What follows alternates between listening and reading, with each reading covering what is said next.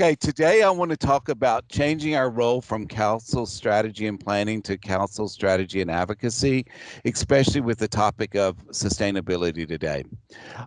Just a very short agenda and just one very small takeaway for all of you. So want to just looking at what's happened with printing and mining and how we can stop sort of the same challenges that have risen for printing and mining, how we can start being advocates to stop that kind of activity from happening in our different industries. Also, what is our opportunity as marketing communication professionals in this new sustainability world, and how does it change our role? How can we become advocates? And a very simple call to action. So we've got about a 15-minute presentation today, and we want to start with just making a common understanding of what is sustainability. Sustainability is taking people, which is your corporate social responsibility programs, planet, which is environment, and profit. So the world has changed a little bit because 10 years ago we would have been talking about environment. Well, what we realize is we've got to make sure that we take care of the people and our business as well. So sustainability is a combination of the three. Certainly environment drives that because we want to make sure that we have a safe, healthy environment to work and live. But the sustainability encompasses more. So it's about making choices and making trade-offs to actually build the best possible future for our families and our children. Just a real quick word about the SGP partnership. We are an all-volunteer group that do certification for sustainability in the printing industry. We actually do certification very similar to some of the environmental management systems, but a sustainability management system focused on the printing industry for printers, and now we're expanding it to suppliers. So it's a very comprehensive look into sustainability, and we are actually, as you see here, we're on our 4th version of our criteria that we've been developing since 2008, each time getting progressively a little bit stricter. We've certified about 100 printers in North America with our new certification criteria. We're reaching out, and this will be a global certification. So people like the GOP, which is a government publishing office, and Walmart are just 2 of the hundreds of people who are certified by SGP. We do have independent auditors that are paid by these companies to get the certification. But since this is a public certification, anyone can follow the criteria and self-declare.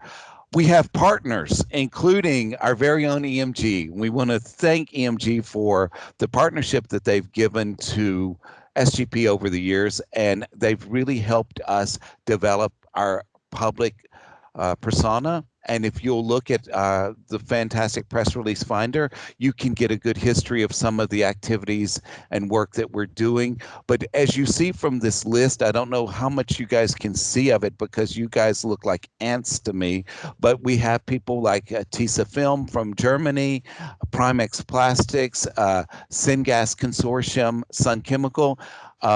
We have a lot of companies in the plastics and chemicals industry because many of our printers who are certified are printing on non-fiber based substrates. So we have a strong affinity for manufacturing, chemicals, and plastic industry.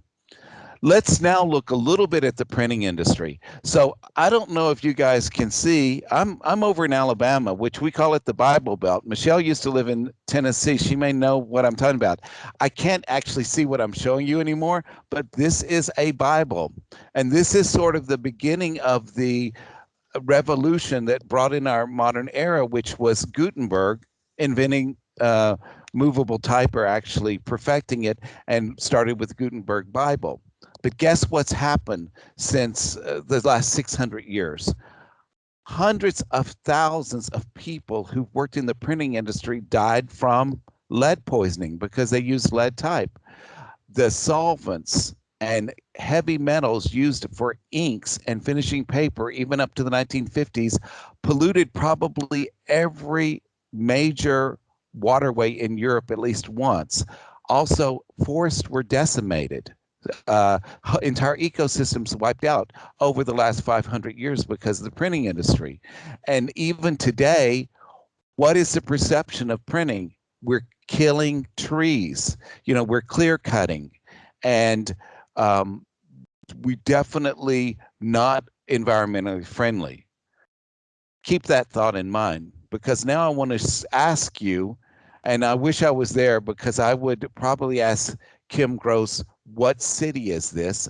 You can't really tell. It's a little bit of a trick, but if you look closely, you'll finally figure out that's probably Canary Wharf down there. London. The reality of the printing industry, pulp and paper industry, is every year there are more forests being planted in Europe equal to 5 times the size of metropolitan London. How many of you have heard that? In the last 15 years, 60,000 square kilometers of forest land have been planted in Europe by the print and paper industry, pulp and paper industry. So it's quite interesting that we all know one of the worst things you can possibly do is print, right? Because we're told that. Who tells us that? Who is telling us about how bad the printing industry is? Well, interesting enough, I worked at Hewlett Packard. I worked in the printing division. The secret, before they broke up, the printing division at Hewlett Packard made more money than the computer business. So it was more profitable, but yet even HP said, printing is terrible for the environment. We want to go paperless with our offices. We don't believe in print, et cetera, et cetera. Okay, but guess what? Now we have a huge problem with e-waste. There is actually the fastest growing stream of trash is coming from e-waste. In 2016, there were so many cell phones thrown away that it equaled the mass of the Empire State Building in New York City. But you can ask anyone with a mobile phone, whatever, what are they going to tell you? Print's bad, go with the phone. This has only got a little bit of cobalt, a little bit of lithium, a little bit of other heavy metals, et cetera, and it's super difficult to recycle. Thank God we do. There is one, let's say, world famous recycling center in Sweden for a lot of this electronic waste, but keep this in mind, that's where the critics are. Now I want to just tell you that people like SGP, we've been around since 2008. We're all volunteer. And what we've been doing is we've been setting the standards for sustainability in the printing industry. And as we've done that and we've increased our threshold, we've actually helped drive a new definition of sustainability. Why is this important to you guys? Probably because many of you do involve print in your marketing communication activities or even in your packaging, et cetera, in your company. But the idea that I want to talk about today is that every industry has groups, NGOs like SGP, who can help drive a more sustainable future. And as our job as marketing communicators, it's important for us to sort of understand and know who those people are, because they could even be off the radar of our company. So now I want to do a short commercial, and this is a non-paid commercial. I hope I'm being an influencer today, but it's not, it's just because I love EMG and I love these topics. But last year I bought a Kia ESO car in this strange blue color. It was the last one in Stuttgart, and it's been a fantastic car. It does not stink. It's great in the cities. It's got pick up and go. It's got all kinds of great stuff. And I feel so environmentally positive and that I've really, making a big change. Oops, but guess what? It's super toxic. The battery alone, probably in my small town outside of Stuttgart of Böblingen, Germany, 150,000 people, probably if we distributed all this bad stuff in the car, it could seriously poison every single person in our community. So even as we go more sustainable, we still have these challenges in terms of like, okay, we've got a challenge because what are we going to do about all these dangerous chemicals? That brings us to the mining industry. When you think about the mining industry, you think about open mines, you think about centuries of slavery and oppression of people who worked in mines, all the deaths associated with black lung disease and many other things. Mining industry is persona non grata in Europe, so it's definitely something that is challenged, but it's very important because what's happening in Europe now is the mining industry is working very hard to abate the damage they've done, clean up sites that they've poisoned, and reclaiming land. This is a reclaimed mine site. So that's great. But remember, we have those critics. I think this is where it's very serious. If we don't have mining in Europe, what do? We're going to Africa, where children are working in open pit mines dealing with heavy metals. And this is actually part of a photography documentation of some of the mining going on in the Congo. And they use children, they're touching cobalt, nickel, cadmium, manganese with their hands. They're processing it in water that's later drunk. They're basically wiping themselves out, but for us to have our beautiful bright blue Kia e-Soul. So the alternative of not having mining in Europe, where I believe we have a much safer, more sustainable approach, is quite sad. But the mining industry has got to step up the pace. So luckily, the European Institute of Technology's Raw Materials Consortium has over 400 members of people committed to making mining and raw materials an economic strength for Europe, because the alternative is we go to developing countries where there's nothing sustainable at all about how batteries are produced. Just one quick story on that, because I know there's some Finns out there. In Finland, we have one of the largest lithium deposits in the world, in eastern Finland. But before mining can start on this lithium mine, the company that's bought the rights for the mining has got to develop a lithium recycling center before they can even start mining. Why? In Europe, we want to make sure that we approach mining in the best possible way. So just like the printing industry, the mining and raw materials industry is going through a transformation to be more sustainable and actually really upping their environmental game. History does not have to repeat itself.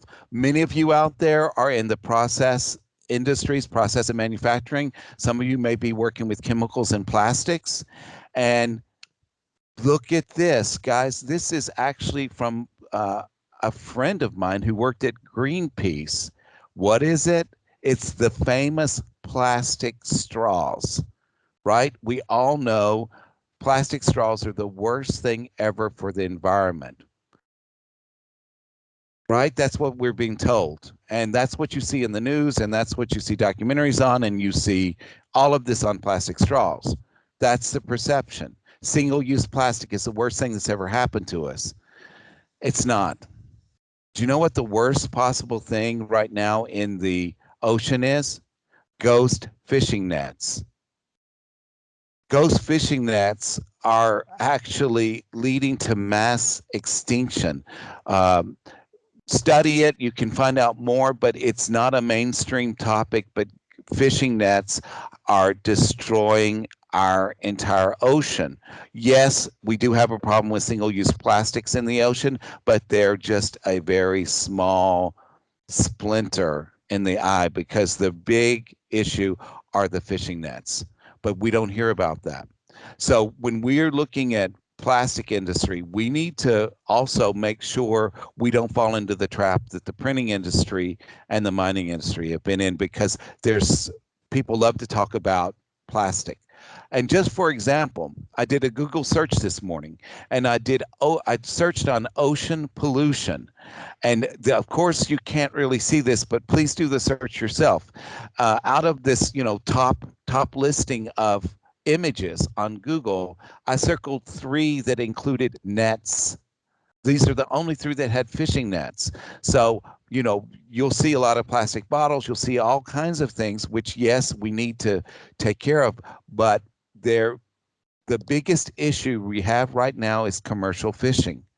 And you don't hear a lot about it because actually the people are consuming more fish than ever. And the the problems of endangered species in the ocean is tremendous. We're almost ready to face a mass extinction there, and a lot of it can be contributed not to the plastic, but to the fishing nets. Certainly, we need to clean up our part, but we also need to have a balanced approach. We cannot live in our modern world without the chemistry, the inorganics, the plastics that we have, and as communicators, that's where I want us to push a little bit more on advocacy. But to do that, we need to, what I call, understand our opportunity. Before we can go out and change from a reactive role or a creative role in developing content that hits our audiences and works well for the company, let's see some things that we need to know to be more sustainable. So, couple of things. We need to understand sustainable products in our company. We need to understand circular economy, and the biggie is sustainable supply chain. So, sustainable products, basically, they're making this people, planet, and profit from beginning to end, from when they're raw materials, raw resources, until the end of life. And so, in order to do that, sustainable products need to meet one of these criteria. You need to be able to reduce the amount of material, reuse it, recycle, or replace. Replace means, do you have alternatives that are more environmentally friendly, that are easier to recycle, etc. But sustainable products in your company will have a different definition and in your industry than other places. I encourage you guys to explore this and certainly make sure you've got a handle on what's the definition of sustainability in your industry and your company. Circular economy. Oh, this one's easy for you guys because you're experts. I have to make a confession. I was given the job of environmental marketing manager at HP, which was a great journey. But at the beginning, I really didn't know a lot. And I went to a meeting in Palo Alto, California, with all these experts on environmental marketing. Actually, we weren't sustainable; we were environmental. And they started talking about circular economy. I was embarrassed to say I didn't know what it was. I just thought, okay, it's something about a circular economy. I didn't have a clue what it meant. And this is one of our big challenges as communication professionals. We have to be ready to say buzzwords that we don't know or don't understand. So this was one thing that I actually did embrace, and certainly with my role as a volunteer chair of SGP, have gotten more involved in. But circular economy is just basically that closed loop of raw materials go through the chain up into what do you do with a product at the end of life? Can you recycle it and back into the raw materials and start the chain over? So it's just basically what it says. It's a circular approach to product life cycle. Here's an example from the Ellen MacArthur Foundation. Supply chain. Okay, this is a topic that I really could not stand. I will have to tell you, is Nancy Van Hazek still there? The only time I dealt with supply chain is when I had to get EMG approved as a vendor every couple of years at TE Connectivity, and that was not very interesting for me until we started leveraging it for a good point for us to reflect on what we've done together and what we can do to develop better our relationship and our activities. But supply chain is incredibly important now in our sustainable world. And in honor of being in Alabama, I want to tell you guys, in the 1930s, George Washington Carver, Tuskegee Institute, came up with hundreds of uses of peanuts. And why is that important? Because the American South and the US and the Netherlands are the two biggest consumers of peanut butter in the world. So I have a drawing of peanut butter supply chain, going from the raw materials, which is sunlight, water, and peanuts, seeds, processing, going to a distribution center, going to the shop to reach the consumers to the end stage, which is there you have your jar of peanut butter to take home and enjoy. And some of my colleagues at EMG know when I come to the Netherlands, I'm always going on a trip to buy peanut butter because they do have a lot better choices than they do in Germany. Sustainable supply chain. Okay, that was a supply chain. The sustainable supply chain for peanut butter is a little bit different. What is it that we're looking for in a sustainable supply chain? Well, actually, there's a hint in this picture of what's missing. We're looking for that circularity where you start and end at the same place. For food and many consumer packaged goods, things are consumed. Anything that's consumed, you don't have the same kind of circular economy. But what you do have, if you look at the jar of peanut butter, you have the packaging and the label that you need to figure out what to do with. So a sustainable supply chain for a service or let's say a consumable product would look a little different, because what we need to do in those kinds of supply chains is we need to look for optimization, sustainable optimization throughout. So starting with the with the water and the soil and the peanuts, are the peanuts are they locally sourced? Are they coming from last year's crop? Is the water sustainable? Are you taking rainwater, filtering it, putting it back into the municipal water supply? Is your factory using just-in-time manufacturing? Are they abating waste, including even just processing waste? Are they using, Industry 4.0 techniques to make sure that they optimize the entire manufacturing process? And then for some of you that are working in services like EMG, the distribution. So even companies that don't have a product but a service, all of a sudden it's like, how are you getting to your clients, Nancy? Yes, I'm talking to you, Nancy. Are you taking a train? Are you taking a bicycle? Are you driving a petrol-based car? Are you driving an e-car? Did Ricky give you guys a set of e-cars to go see customers with? There are ways to look at optimizing each one. A shop. Is the shops that you're selling your products in, do they follow best practices for sustainability?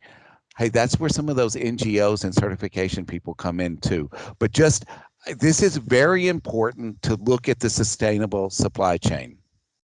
What's the sustainable supply chains for your company? Different products will have different supply chains.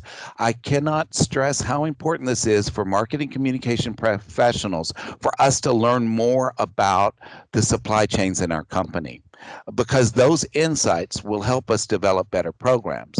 Those insights will help us make a difference in the sustainable future of our company. And as we said, we want to go from this role of counsel, strategy, and planning to counsel, strategy, and advocacy, which means that we're able to help make informed decisions and help guide and direct our marketing communication activities based on sustainable approaches. So please work on understanding your sustainable products. And what does sustainability mean for your company and your industry? What about your supply chain? What does it look like? Can you get a drawing of it? Can you document it? Can you talk to your procurement team or even some of your vendors? Certainly, I can get a lot of information from my team at EMG about their process of supply chain within my company. A big one, especially since I am the chair of SGP, discover NGOs and consortiums that can help you develop messages and partnerships that really drive the sustainability and promote the sustainability of your industry. The first and foremost, SGP, we are happy to work with people on providing guidelines and our criteria for any printer in the world that they can follow to help them be more sustainable. Actually, for process and manufacturing people, they can also follow those because they're just basically based on process and manufacturing best practices. For EMG, as they develop their strategy for what does the future office look like, are they looking at certification of their building?